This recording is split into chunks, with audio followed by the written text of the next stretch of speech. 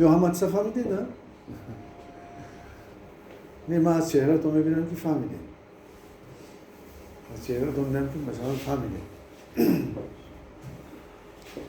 البته مبارزه سخت برای قلب انسان میره. مبارزه سخت میره که در قلب انسان چی را پر کنه. شما بدونید. یعنی ملت ما ملت اهل معنیه. اون قدر ایجادیاتی که مردم ما کردن برای معنویات بشریت دادن باور کنید کم خلق‌ها دادن.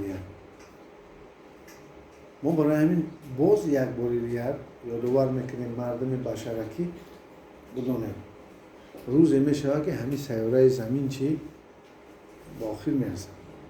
روز میشه که زندگی دیگر میشه. انسان ها باید به سیاره های دیگر برن.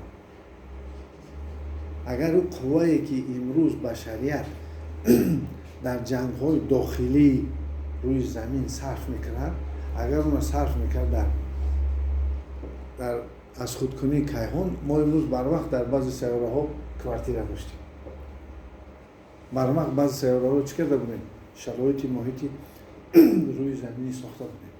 این قوای زیاد در جنجال های درونی که کره زمین میرن، بین خلق ها میرن. اگر شما تصور کنید همین معینه سرم اگر نفس جنجال نکنه، اگر احساسی تو نترسونه، محبت داشته باشه، اگر عقلی تو هر روز آموزش کنه و تو را درس بتیه و مصلحتت بتیه، گوش کنی با عقل ترا را، اگر که بسیار آدمی با فرهنگ باشی و مشقای روانی کنی، آداب رعایت کنی، اگر برای مردم منفعت آور باشی، اگر که طبیعت با طبیعت عموما طبیعت تو خاراکتری تو ویران نباشه، اگر این چی شد هفتم چیز روحت کشاده میشه، روح چی میشه؟ نیک میشه، خوشبخت میشه. ما برای این امروز خدا رو شکر شرایط داریم. شرایطی داریم که اینجا امنیم. خیلی زندگی گوناگون است، هر کس در مجرای زندگی خودش است، هر کس سنجش‌های گوناگون میشه. همین شرایط استفاده کنیم. امروز چیکار کنیم؟ امروز انکشاف رو بریم. امروز درک کنیم، امروز بفهمیم. هر چیز عوض شونده است.